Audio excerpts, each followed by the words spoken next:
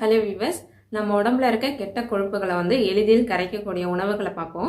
First வந்து வெந்தயம்.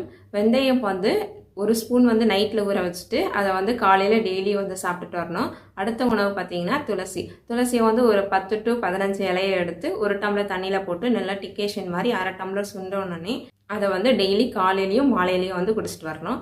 அடுத்ததாக பார்த்தீங்கன்னா சிகப்பரிசி. சிகப்பரிசி வந்து ரைஸ்க்கு பதிலாக நம்ம சிகப்பரிசியை யூஸ் பண்ணிக்கலாம். அடுத்தது கத்திரிக்காய். கத்திரிக்காயில் வந்து ஒரு 70% வந்து ஃபைபர் தான் வந்து அதிகமாக இருக்குது. கத்திரிக்காய் கூட நம்மளோட உடல் கொழுப்பை கரைக்கிறதுல முக்கியமான உணவாக இருக்குது. சில பொருள்கள் பார்த்தீங்கன்னா நம்மளோட உடம்புல இருக்க நல்ல கொழுப்புகளை வந்து அதிகப்படுத்தும். நல்ல கொழுப்புகள் வந்து எதில் இருக்குன்னு பார்த்தீங்கன்னா பாதாம், முந்திரி இந்த மாதிரி நட்ஸ்லையும் அதுக்கப்புறம் பயிறு வகைகள்லையும் நல்ல கொழுப்புகள் வந்து அதிகமாக இருக்குது. இதெல்லாம் வந்து எடுத்துக்கலாம். நான்வெஜ்ஜில் வந்து மட்டனையும் பீஃபையும் கொஞ்சம் அவாய்ட் பண்ணிக்கோங்க. சிக்கன், ஃபிஷ்ஷு இதெல்லாம் எடுத்துக்கலாம்.